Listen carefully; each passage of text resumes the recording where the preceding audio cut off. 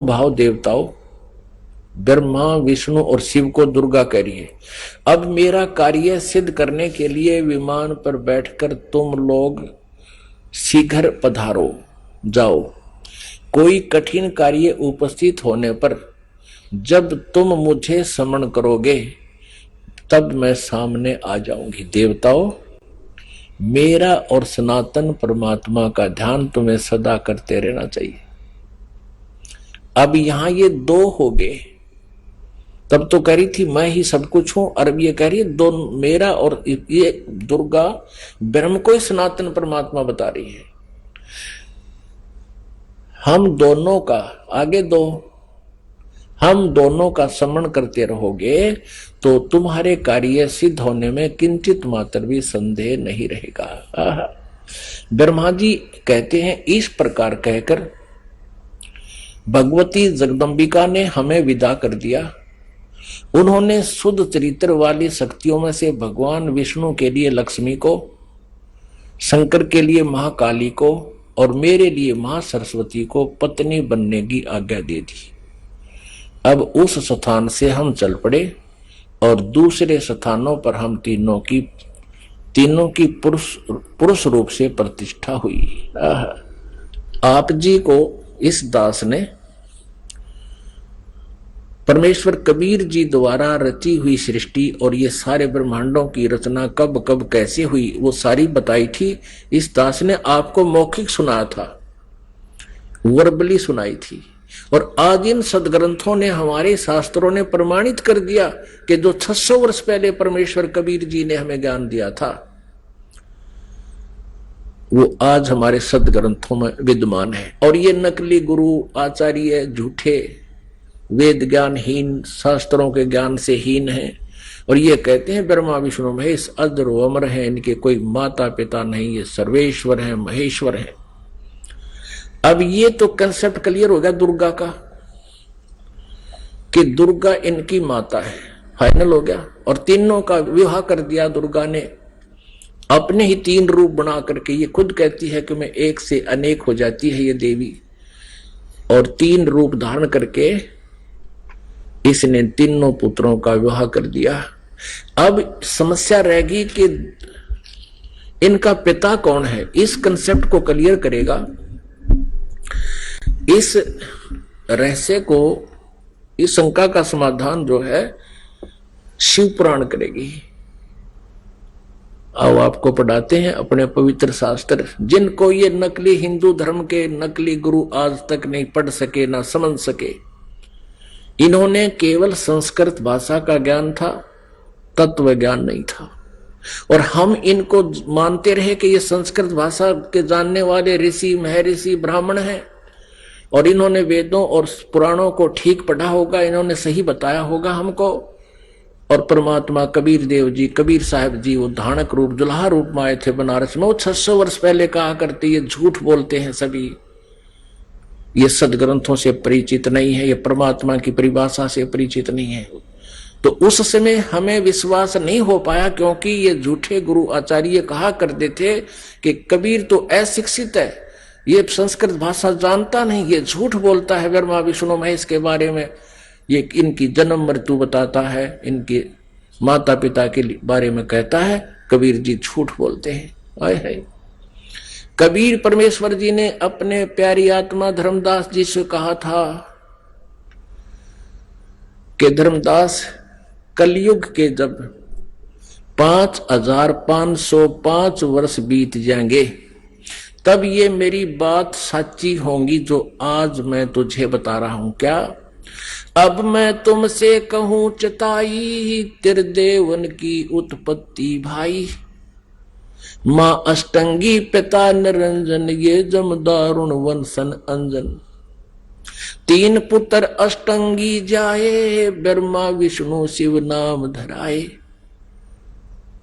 जो आज मैं तुझे बता रहा हूं कि ये ब्रह्मा विष्णु महेश की माता दुर्गा है और पिता ज्योति निरंजन है, ये काल क्षर पुरुष है।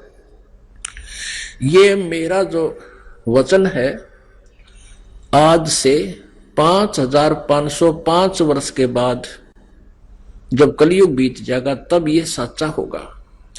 अब आज जो है कलयुग का आज ये वो समय आ गया है 5,500 जो बनता है वो सन 2000 में बनता है, ईसा पूर्व ईस्वी में। आपको प्रमाण देते हैं थोड़ा, आप जी को ये कंसेप्ट क्लियर करते हैं कि वर्तमान में कलयुग का 5500 वर्ष चल रहे हैं। 5511 चल रहा है ये समझ लो आज। और इससे 5 वर्ष पहले सन 2000 में 5505 वर्ष हो जाते हैं। आपको प्रमाणित करते हैं, ये देखिएगा। एक ये हिमालय तीर्थ है, ये पुस्तक का नाम है हिमालय तीर्थ, और ये शंकराचार्य वालों की परंपरा से प्रकाशित है। हिमालय तीर्थ जेपी नंबूरी उप मुख्य कार्यकारी अधिकारी, श्री बद्रीनाथ केदारनाथ मंदिर समिति, ट्रैक्स एंड ट्रुक्स, कलकत्ता। इतने से ये पहला प्रकाशन 2009 में हुआ है। प्रकाशक है रंजू चक्रवर्ती, ये ऐसा मुद्रक है गिरी प्रिंट सर्विस, कलकत्ता। अब इसके पृष्ठ नंबर 42 पर आपको दिखाते हैं। पृष्ठ नंबर 42 पुस्तक है हिमालय तीर्थ, और यहां देखना शंकराचार्य का विवरण है। आदि केदारेश्वर के समक्ष शंकराचार्य जी की दिव्य संगमरमर की मूर्ति है। शिव रहस्य के अनुसार, शिव रहस्य के अनुसार एक पुस्तक है शिव रहस्य, उसका इस संस्कृत में लिखा है।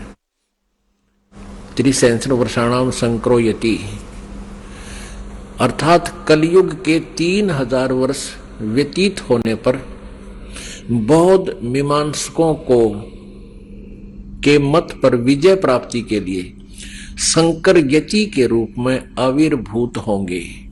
यानी शंकर भगवान ही आदि शंकराचार्य के रूप में कलयुग के 3000 वर्ष व्यतीत होने पर बौद्ध मीमांसकों के मत पर विजय प्राप्ति के लिए शंकर यति के रूप में आविर्भूत होंगे।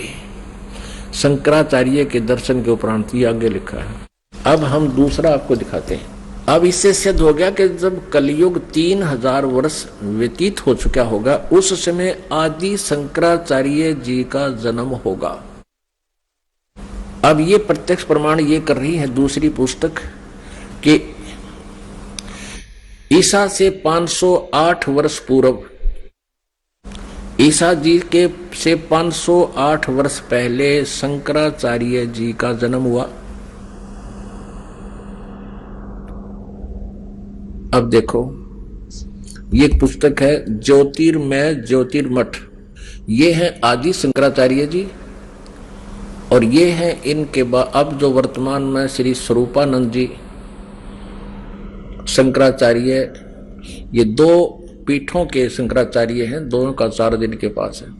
ये पुस्तक है ज्योतिर्मय ज्योतिर्मठ, और यहां देखना जनवरी 2007 में छपी है।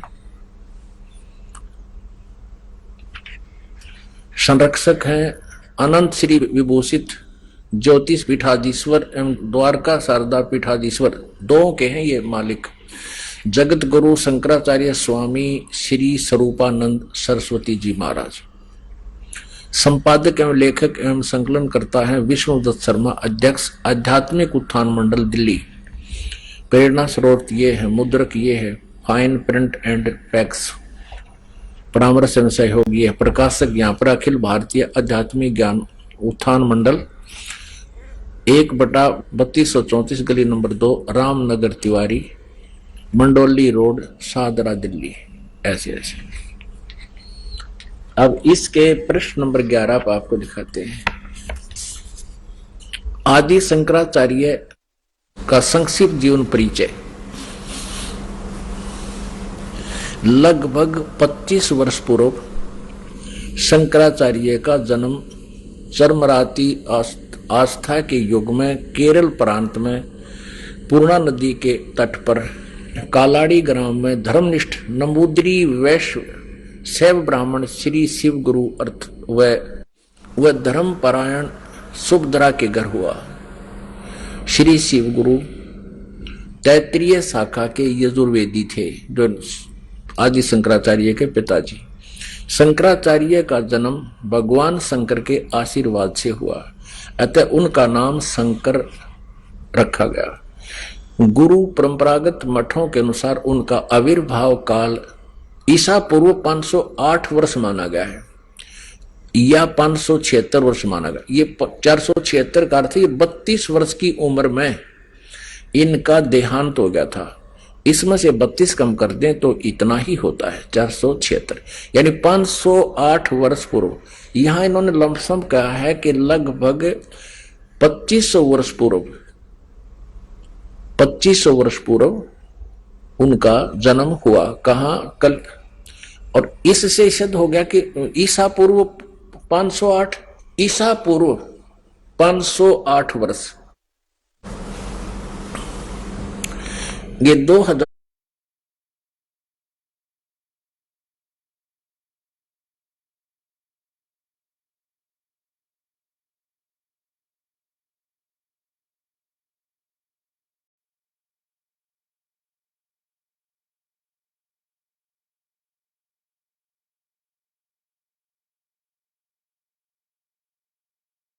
7 में लिख रहे हैं, तो इस आज की 2000 मानकर हम चले तो उस समय 508 वर्ष पूर्व, यानी 2000 से 2508 वर्ष, यानी 2508 वर्ष पहले प्लस में जोड़ दो 3000, 5508 वर्ष हो गए।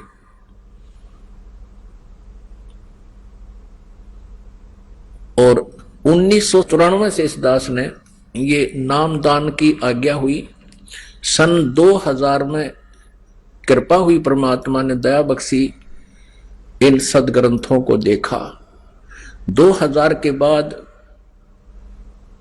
इन सदग्रंथों को, जो अपने सदग्रंथ हैं, इनको देख करके इस दास ने एक पुस्तक की रचना की, परिभाषा प्रभु की, फिर परमेश्वर का सार संदेश और गहरी नजर गीता में, यानी गीता जी का यथार्थ अनुवाद किया।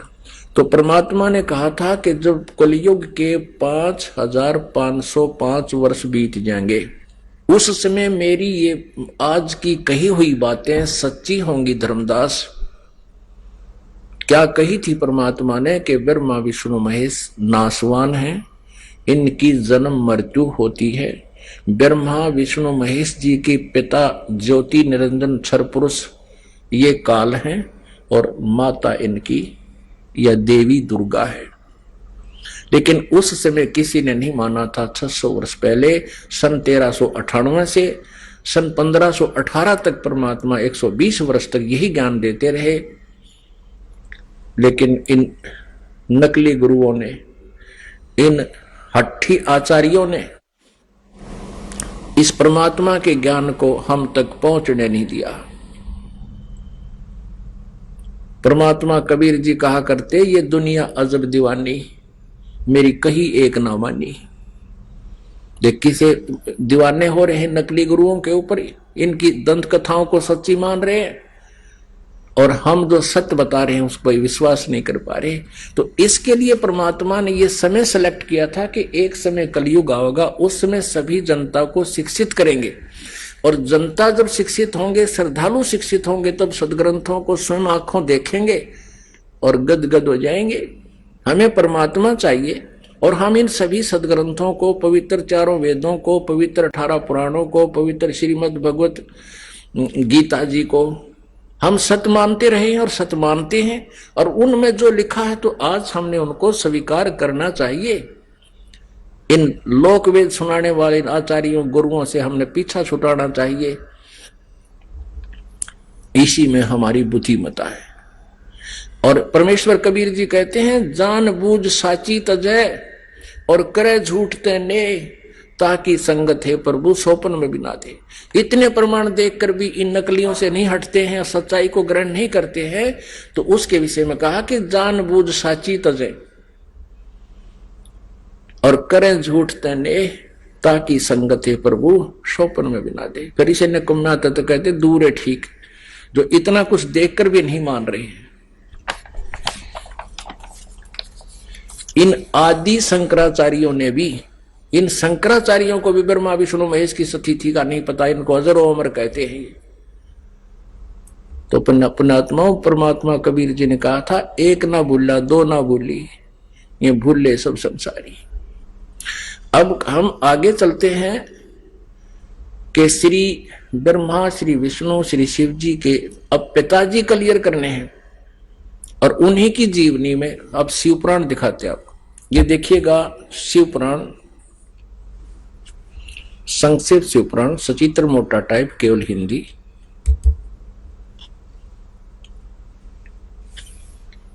गीता प्रेस गोरखपुर से प्रकाशित है। संक्षिप्त शिव पुराण सचित्र मोटा टाइप, केवल हिंदी। संपादक हनुमान प्रसाद पोदार।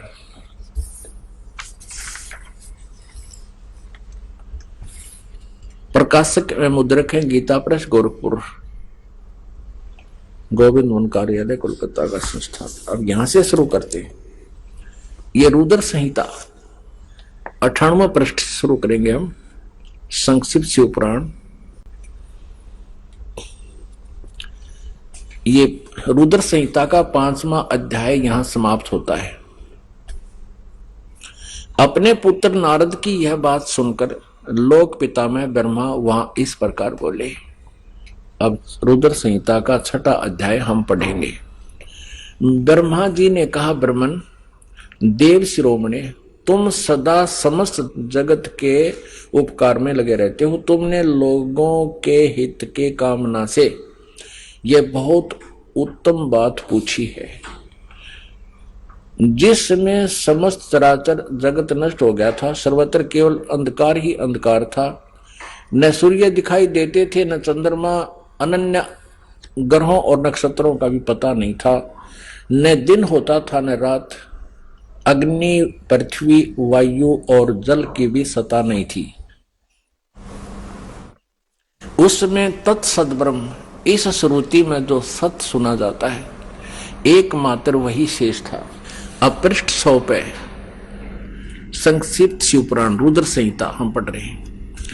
जिस परब्रह्म के विषय में ज्ञान और अज्ञान से पूर्ण उक्तियों द्वारा इस प्रकार विकल्प किए जाते हैं, उसने कुछ काल के बाद द्वितीय की इच्छा प्रकट की। उसके भीतर एक से अनेक होने का संकल्प उदित हुआ। तब उस निराकार परमात्मा ने अपनी लीला शक्ति से अपने लिए मूर्ति की कल्पना की। जो मूर्ति रहित परम ब्रह्म है, उसकी मूर्ति भगवान सदाशिव हैं। अर्वाचीन और प्राचीन विद्वान उन्हीं को ईश्वर कहते हैं। उस समय एकाकी रहकर स्वेच्छानुसार विहार करने वाले उन सदाशिव ने अपने विग्रह से स्वयं ही एक स्वरूप भूता शक्ति की सृष्टि की, जो उनके अपने श्री अंग से कभी अलग होने वाली नहीं थी। उस पराशक्ति को प्रधान प्रकृति, अब ध्यान करना, ये कौन है? ये दुर्गा है, जो इस काल के शरीर से निकली। उस समय एकाकी रहकर स्वेच्छानुसार विहार करने वाले सदाशिव ने, सदाशिव कौन है? ये काल है। अपने विग्रह माने शरीर से स्वयं ही एक स्वरूप भूता शक्ति की सृष्टि की, ये ब्रह्मा जी बता रहे हैं। अब परमेश्वर कबीर जी ने बताया कि काल ने दुर्गा को खा लिया था, उसके पेट से परमेश्वर कबीर जी ने इसको अलग किया था। यहाँ इनकी मिलती जुलती सी बात है, क्योंकि कबीर परमेश्वर जी ने ब्रह्मा जी को ये ज्ञान सुनाया था और ब्रह्मा जी ने कुछ अपना अनुभव, कुछ कबीर जी का ज्ञान मिला करके इसको सिरे चढ़ाया। उस समय एकाकी रहकर स्वेच्छानुसार विहार करने वाले उन सदाशिव ने अपने विग्रह माने शरीर से स्वयं ही एक स्वरूप भूता शक्ति की सृष्टि की, जो उनके अपने श्रीअंग से कभी अलग होने वाली नहीं थी। उस पराशक्ति को प्रधान प्रकृति, गुणवती माया, बुद्धि तत्व की जननी तथा विकार रहित बताया गया है। वह शक्ति अंबिका कही गई है। उसी को प्रकृति ये ध्यान से याद रखना कि दुर्गा को प्रकृति भी कहते हैं। सर्वेश्वरी और त्रिदेव जननी, तीनों देवताओं की माता ब्रह्मा जी, विष्णु जी, शिव जी की जननी श्री दुर्गा जी को कहते हैं। वो त्रिदेव जननी, नित्य और मूल कारण भी कहते हैं। सदा शिव द्वारा प्रकट की गई उस शक्ति के 8 भुजाएं हैं। अंडरस्टूड हो गया कि इस दुर्गा के बारे में है। नाना प्रकार के आभूषण उसके श्री अंगों की शोभा बढ़ाते हैं। वह देवी नाना प्रकार की गतियों से संपन्न है और अनेक प्रकार के अस्त्र शस्त्र धारण करती है। क्लियर? एकाकिनी होकर भी वह समय संयोग वसात, वह माया संयोग वसात अनेक हो जाती है। इसी ने 3 रूप धारण किए थे, सावित्री, लक्ष्मी और उमा, जो ब्रह्मा, विष्णु और शिव से विवाह किया था। एकाकिनी होकर भी वह माया संयोग वसात अनेक हो जाती है। वे जो सदाशिव हैं, ये सरपुरुष के बारे में जानकारी है, ब्रह्मा विष्णु महेश के पिता के विषय में। ये उन्हें परम पुरुष ईश्वर शिव, शंभु और महेश्वर कहते हैं। अब देखना 101 पृष्ठ पर रुद्र संहिता का हम ये 6वां अध्याय पढ़ रहे हैं। वे अपने सारे अंगों पर भस्म रमाए रहते हैं। उन काल रूपी ब्रह्म ने, इसे काल कहो चाहे ब्रह्म कहो, सर्वपुरुष कहो, ज्योति निरंजन कहो, उन काल रूपी ब्रह्म ने एक ही समय शक्ति के साथ, नाथ नहीं है, शक्ति के साथ यानी दुर्गा के साथ शिवलोक नामक अक्षेत्र का निर्माण किया था। उस उत्तम अक्षेत्र को काशी कहते हैं। वह परम निर्वाण या मोक्ष का स्थान है जो सबके ऊपर विराजमान है। वे प्रिया और प्रियतम रूप शक्ति और शिव, प्रिया और प्रियतम यानी पत्नी और पति रूप में दुर्गा और ये काल रूपी ब्रह्म कहो चाहे इसको सदाशिव कहो, ब्रह्मा विष्णु महेश का पिता। दुर्गा और काल जो परमानंद स्वरूप है उस मनोरम क्षेत्र में नित्य निवास करते हैं। शिव और शिवाने, शिव यहाँ ये काल रूपी ब्रह्म है क्योंकि शिव का रूप धारण भी कर लेता है ये अपने पुत्र जैसा, क्योंकि अपने वास्तविक रूप में कभी किसी के समक्ष नहीं आता। ये शिव यानी इस काल रूपी ब्रह्म ने, ये काल रूपी ब्रह्म ने, शिव और शिवा ने, काल और दुर्गा ने प्रलय काल में भी उस अक्षेत्र को अपने सानिध्य से मुक्त नहीं किया है। देव से ब्रह्मा जी बता रहे हैं नारद को, एक समय उस आनंद वन में रमण करते हुए शिवा और शिव के मन में, काल और दुर्गा के मन में, दुर्गा और काल के मन में, सरपुरुष के मन में यह इच्छा हुई कि किसी दूसरे पुरुष की सृष्टि करनी चाहिए, यानी कोई बच्चा उत्पन्न करना चाहिए, लड़का, जिस पर यह सृष्टि संचालन का महान भार रखकर हम दोनों केवल काशी में रहकर इच्छा अनुसार विचरें और निर्वाण धारण करें। ऐसा निश्चय करके शक्ति सहित सर्वव्यापी परमेश्वर शिव ने, इस काल रूपी ब्रह्म ने दुर्गा के साथ रमण किया। अपने वाम भाग के 10वें अंग पर अमृत मल दिया, पति पत्नी व्यवहार किया। फिर तो वहां से एक पुरुष प्रकट हुआ, एक पुत्र की उत्पत्ति हुई। देखना 102 पृष्ठ पे संक्षिप्त शिव पुराण हम पढ़ रहे हैं। अब यहाँ और पुत्र जो उत्पन्न हुआ इस काल रूपी ब्रह्म ने यानी शिव ने कहा, वत्स व्यापक होने के कारण तुम्हारा विष्णु नाम विख्यात हुआ। अब दुर्गा और काल से जो पुत्र उत्पन्न हुआ उसका नाम विष्णु रखा। ये आपने 6वां अध्याय पढ़ लिया रुद्र संहिता का। पुण्यात्माओं, ये अपने वही सदग्रंथ हैं जिनके आधार मानकर हम ये ज्ञान ग्रहण करते थे। ये आचार्य ब्राह्मण गुरु हमें ये बताया करते थे कि शिव पुराण में ऐसा लिखा है, हम इसलिए आपको बता रहे हैं। विष्णु पुराण में ऐसा लिखा है, देवी पुराण में ऐसा लिखा है। तो हम सोचा करते थे ये जो बता रहे हैं दंत कथा शायद ऐसा ही लिखा होगा क्योंकि ये संस्कृत जानते हैं। आज ये सदग्रंथ उनके लोक वेद के विपरीत ज्ञान बता रहे हैं। अब इसमें स्पष्ट हो गया, काल रूपी ब्रह्म सरपुरुष कहो, ज्योति निरंजन कहो, इसे काल कहो या इसे सदाशिव कहो, ये ब्रह्मा विष्णु महेश का पिता है।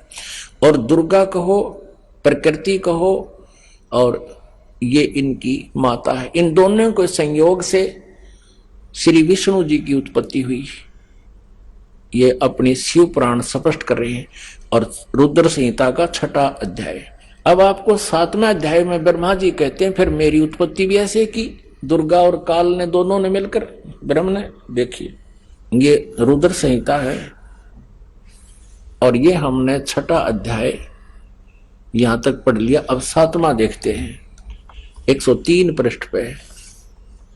ब्रह्मा जी कहते हैं देवर से, ब्रह्मा जी कहते हैं नारद को देवर से, तत्पश्चात कल्याणकारी परमेश्वर साव सदाशिव ने पूर्ववत प्रयत्न करके, जैसे विष्णु जी को उत्पन्न किया, मुझे अपने दाहिने अंग से उत्पन्न किया, उन परमेश्वर ने मुझे तुरंत ही अपनी माया से मोहित करके नारायण देव के नाभि कमल में डाल दिया और लीला पूर्वक मुझे वहां से प्रकट किया।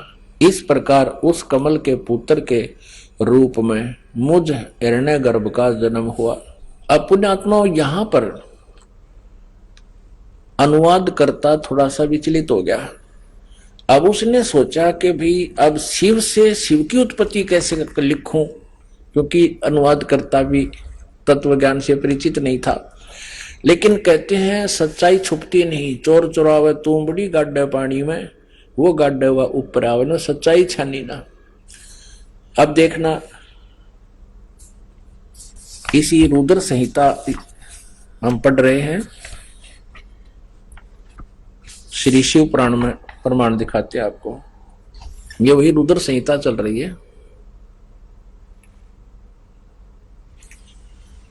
और संक्षिप्त शिव पुराण 110 पृष्ठ पे हम अब यहां देखेंगे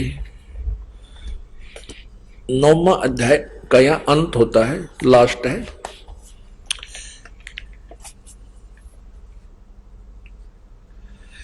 इस प्रकार ब्रह्मा विष्णु और रुद्र इन 3 देवताओं में गुण है। इस प्रकार ब्रह्मा विष्णु रुद्र इन 3 देवताओं में गुण है, परंतु शिव गुणातीत माने गए हैं। अब देखो 3 ये है, ब्रह्मा विष्णु और रुद्र, और ये काल रूपी ब्रह्म इनसे अलग है। 4 हो गए। और स्पष्ट करते हैं, एक बार श्री ब्रह्मा जी और श्री विष्णु जी का इस बात पर झगड़ा हो गया कि ब्रह्मा जी कहते हैं कि मैं सृष्टि का रचनहार हूं और विष्णु तू मेरे से उत्पन्न हुआ है, तू मेरा पुत्र है। विष्णु जी कहते हैं कि तू मेरी नाभि कमल से उत्पन्न हुआ है, तू मेरा पुत्र है। इससे इन दोनों का आपस में युद्ध हो गया।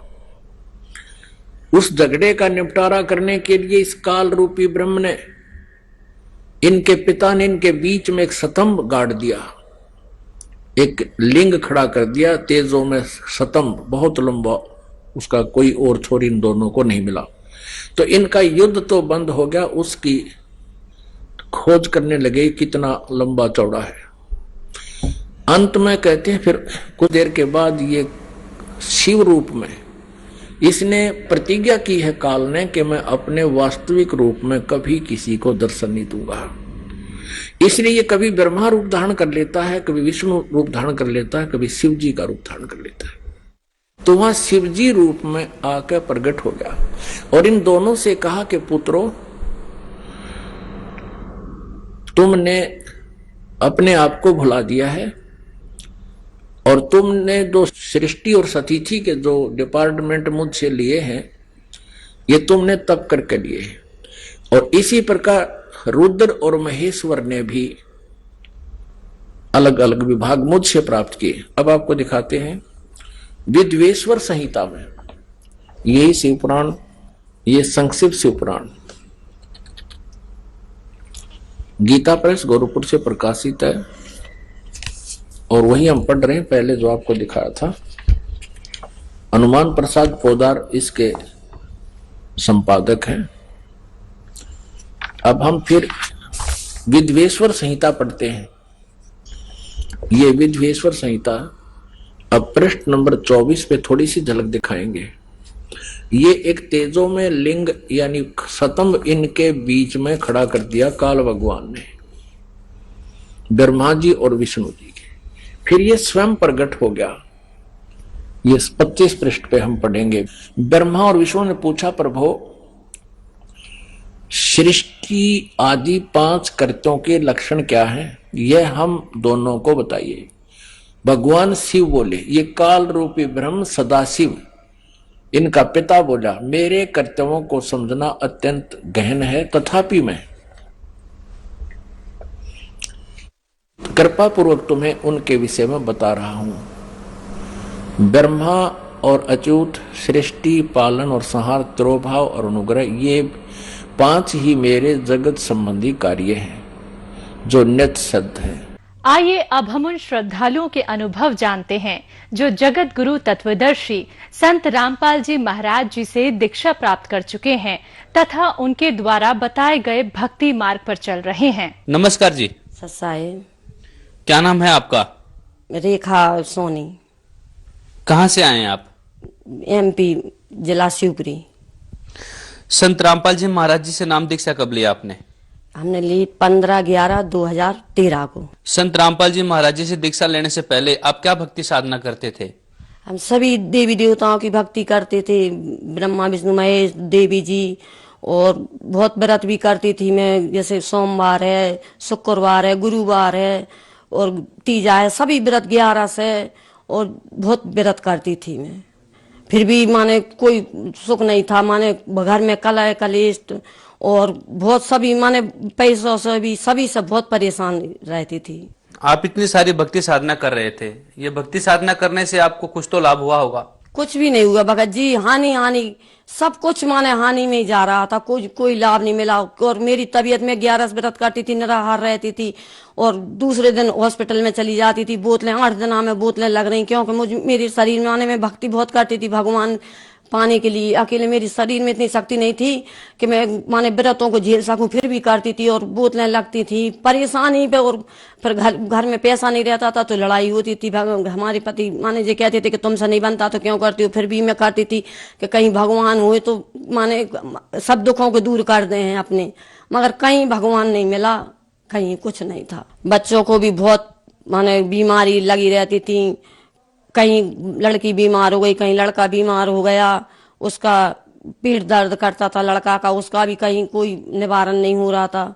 भगवान कभी माने सुने नहीं रहते कहीं पर भी। तो भगवान इतनी भक्ति करते हैं फिर भी कोई लाभ नहीं मिल रहा था। बहुत परेशान थी। हमारे पति भी दारू पीते थे, वो भी माने घर में आते थे तो लड़ाई झगड़ा, ऐसा लगता था कि अब शाम हो गई, अब वो आएंगे तो लड़ेंगे माने हम लोगन को, बच्चे को भी हम लोगन को भी बहुत परेशानी झेल सामना करना पड़ रहा था। आप भक्ति करते करते परेशानी का सामना कर रहे थे, फिर आप संत रामपाल जी महाराज के शरण में कैसे आए? एक भगत जी थे, वो सीताराम भगत जी भी थे, उन्होंने हमको बहुत समझाया कि को भी नाम लेकर आ गए थे पहले, तो उन्होंने हमको समझाया कि वहाँ पे सतगुरु रामपाल जी भगवान आए, महाराज आए हैं। तो मैंने उनका बहाने वो समझाते थे, अकेले हम भगत जी से नहीं, हमारे पति से नहीं कह पाते थे क्योंकि वो नहीं मान सकते थे इन बातों को, वो बिल्कुल मानते नहीं थे। तो हमने माने मन ही मन प्रण कर लिया कि देखो भगवान पाना है तो कुछ तो करना पड़ेगा। तो हमने उनके वो ज्ञान सुना, वो ज्ञान कहते थे, मैं बहुत रोती थी क्योंकि वो ज्ञान एक ऐसा था निर्मल जो आत्मा को छू जाता था। उनको माने तो मैंने कम से कम 4 महीने तक नहीं गई और वो बताते रहती, मैं सुनती रहती थी। तो हमने सतलोक आश्रम जाके और फिर नाम दीक्षा ले ली। बहन जी, आप बहुत ज्यादा बीमारी और परेशानियों से जूझ रहे थे, फिर आप संत रामपाल जी महाराज जी के शरण में आए। और संत रामपाल जी महाराज जी के शिष्यों से हम जब भी मिलते हैं, उनके अनुभव सुनते हैं तो उन्हें कोई ना कोई लाभ अवश्य होता है। तो संत रामपाल जी महाराज जी से दीक्षा लेने के बाद आपको क्या लाभ हुए? सर जी, एक मेरी लड़की हैगी, उसको माने उसके ससुराल वाले बहुत ज्यादा खाते पीते हैं तो उसको मार पीट के उन्होंने भगा दिया था पहले। तो जब उसको फिर हमने अपने यहाँ रख लिया, हमने कहा बेटा यहीं रहो। तो वहाँ वह रहने लगी, उसके पेट में बच्चा था। तो वो लेने नहीं आए। फिर सतगुरु रामपाल जी महाराज जी के पास ले गए, उनको दीक्षा दिला दी। तो फिर वो घर आ गए, हम लोग अच्छी तरह से रहने लगे सब लोग। फिर उसके बाद डिलीवरी का टाइम आया तो उस डॉक्टर को दिखाया। डॉक्टर साहब जी कहने लगे कि तुम इसको शिवपुरी ले जाओ। शिवपुरी मिलाने ले गए हम, तो शिवपुरी में कहने लगे ग्वालियर ले जाओ। तो हमारे पास इतना पैसा भी नहीं था। हमने कहा कि नहीं, हम कहीं नहीं ले जाएंगे, हम तो घर चलो। हमने अपने पति से कहा कि घर चलो, हम नहीं ले जाएंगे, अपने पास इतना पैसा नहीं है, क्योंकि उसको डॉक्टर ने कहा था कि उसका ऑपरेशन होगा। फिर हम उसको घर ले आए तो नजदीक, डिलीवरी का टाइम नजदीक आ रहा था। तो हमने फिर परमात्मा सतगुरु रामपाल जी महाराज जी से हमने अरदास लगाई कि हे परमात्मा, हमारे पास इतना पैसा भी नहीं है, हम कैसे इसका इलाज कराएंगे, और ऑपरेशन का बोल रहे हैं, कैसे ऑपरेशन कराएंगे। तो उन्होंने कहा बेटा चिंता नहीं करो, भक्ति करो तुम।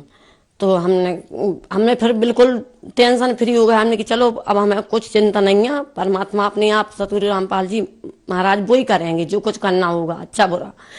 तो हम अपने रहने, फिर डिलीवरी का टाइम आया तो डॉक्टर कहने लगे गांव है, गांव में इतनी बड़ी ऑपरेशन माने कुछ भी वो नहीं है माने साधन।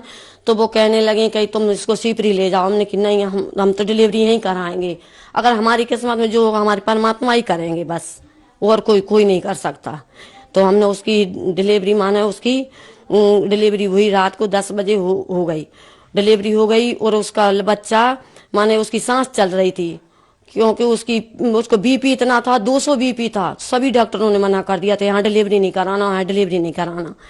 तो उसके बच्चा हो गया, तो उसका बिल्कुल सांस चल रही थी उसकी, और उसमें कुछ नहीं था। सुबह डॉक्टर आए, बोले कि कैसा होएगा आपका बच्चा।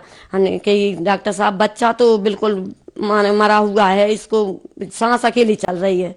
तो बोले ठीक हो जाएगा। सो वो चले गए, वो तो ऐसे कह के। अब हम डाले रहे 2 दिन तक 3 दिन तक। हमने कहा इसको यहाँ पे कुछ देख रेख हो जाएगी, घर ले जाएंगे। तो ये बिल्कुल ही फिर कुछ भी नहीं है। तो हम इसको घर ले गए तो उसमें सांस अकेली थी और कुछ नहीं था, ना दूध पी रहा था 3 दिन से ना कुछ। फिर हमने घर ले जाके उसको डाल दिया, और गुरुजी की फोटो लगी थी, हमारे पास मंदिर है परमात्मा सतगुरु रामपाल जी का। तो हमने वहां पर उसको डाल दिया। हमने कहा परमात्मा आप इसको अगर देना है तो अच्छा कर दो, और नहीं इसको माने मार दो। माने जी इस लाश को 3 दिन से रखे हैं हम, क्या करेंगे इसका। तो इतना हमने बोला, और थोड़ी देर में उसको ऐसे झटकी आया, एकदम से झटका लेने लगा वो, और झटके लेकर 2-3 झटके तो उसने आंखें खोल दी, उसकी आंखें भी बंद थी। फिर वो बच्चा माने दूध पीने लगा, अच्छा हो गया। वहां पे हमने अरदास लगाई, हमने की परमात्मा सतगुरु रामपाल जी के यहाँ से हमने की माने कि इसको जन्म आपने दिया है, और ये अच्छा माने ऐसा हो गया है।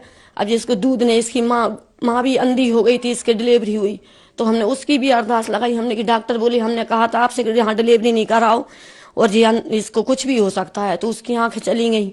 हमने उसकी प्रार्थना लगाई, हमने कि सतगुरु रामपाल जी महाराज से हमने कि परमात्मा इसकी अंधी हो गई जी, डॉक्टर माने कुछ नहीं सुन रहे। तो परमात्मा का कहा बेटा सब सही हो जाएगा, तुम चिंता नहीं करो। तो उसकी आंखों की रोशनी 2-3 दिन में उसकी आंखों की रोशनी आ गई। बोले मम्मी हमें दिखने लगा थोड़ा थोड़ा।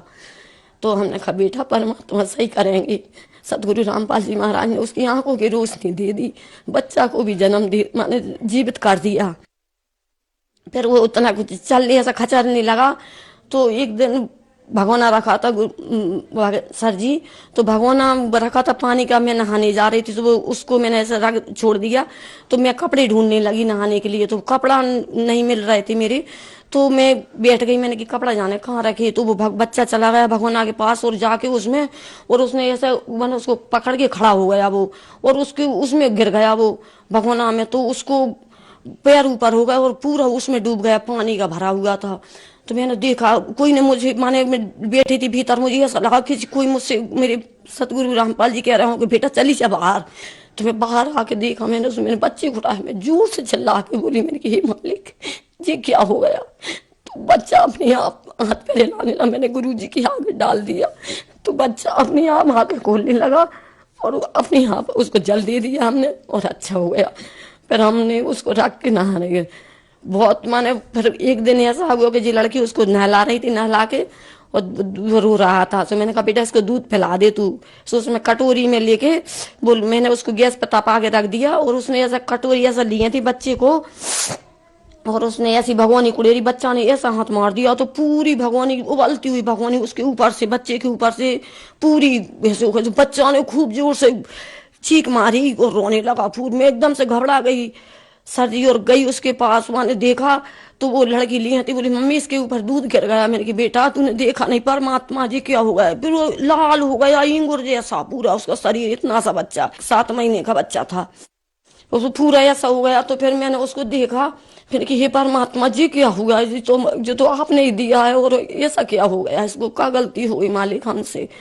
तो उसको जल दिया और अच्छे माने देखा, उसको कुछ भी नहीं लगाया हमने, कुछ सब जने देखने आए, कहने लगे इसको कुछ लगा दो। हमने कि मालिक सही करेंगे हमारे सदगुरु रामपाल जी। तो हमने देखा तो उसने बच्चे को बहुत जोर से रोते उसको दूध पिलाने लगे। दूध पिला दे बेटा इसको, दूध पिलाने लगी और फिर वो थोड़ी देर बाद सो गया, ढक के सुला दिया। हम ऐसा माने परमात्मा सदगुरु रामपाल जी महाराज से हमारा विनती कर रहे थे, परमात्मा ऐसी क्या गलती हो गई हमसे जो मालिक। तो फिर वो थोड़ी देर उठा और रोने लगा, रो के और देखा तो बिल्कुल कुछ भी नहीं, उसको फूला नहीं, फुंसी कुछ भी नहीं, अच्छा भला। बहन जी एक बात बताइए, हमने मीडिया में सुना है कि संत रामपाल जी महाराज जी से जो भी नाम दीक्षा लेते हैं उनसे कुछ ना कुछ पैसे लिए जाते हैं नाम दीक्षा देने के दौरान। तो हम आपसे जानना चाहेंगे, आपने भी संत रामपाल जी महाराज जी से नाम दीक्षा ली, क्या आपसे कोई पैसा लिया गया था? नहीं, ये तो सब अफवाहें हैं, मीडिया वाले सब अफवाहें उड़ाते हैं, ऐसा कुछ नहीं है। वहां पे 1 पैसा भी नहीं लगता। हमारे तो लड़की थी, इतने से बच्चे थे, वहां पे दूध भी मिलता था, सब कुछ मिलता था खाने के लिए, ऐसा कुछ नहीं, 1 पैसा नहीं। अपनी इच्छा से अपन चाहो तो माने कुछ 10-5 रुपये अपन दान कर सकते हैं, ऐसा कुछ भी नहीं है। ये सब अफवाहें उड़ाई गई हैं।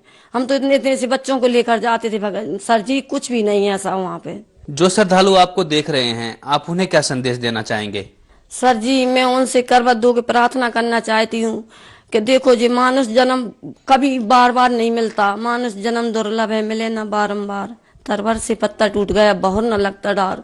ये शरीर एक बार मिला है, बार बार नहीं मिलेगा। तो अब आकर और सतगुरु रामपाल जी महाराज से नाम दीक्षा लीजिए और अपना कल्याण करवाइए।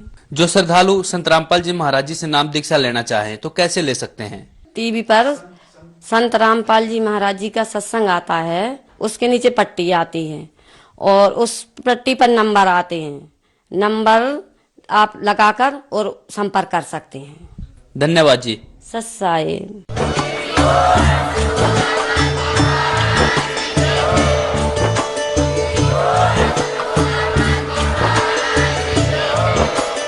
आप सुन रहे थे जगत गुरु तत्वदर्शी संत रामपाल जी महाराज जी के मंगल प्रवचन। अधिक जानकारी के लिए विजिट कीजिए हमारी वेबसाइट www.jagatgururampalji.org। संत रामपाल जी महाराज जी के शुभ आशीर्वाद से पूरे विश्व भर में 500 से भी ज्यादा नाम दीक्षा केंद्र हैं, जिन पर संत रामपाल जी महाराज जी द्वारा ऑनलाइन निःशुल्क नाम दीक्षा दी जा रही है। अपने नजदीकी नाम दीक्षा केंद्र का पता करने के लिए